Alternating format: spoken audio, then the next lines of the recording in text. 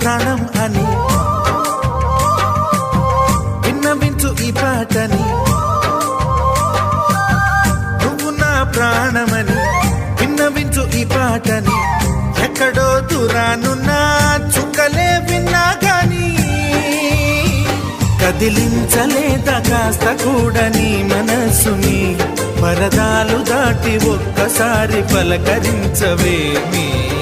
అందరినీ ఇలా వెంటపడి అడగాల సరదాగా నువ్వే ఎదురైతే సరిపోదా. నిద్రపోతున్న రాత్రి నడిగా గుడికి చేరిన గువ్వల నడిగా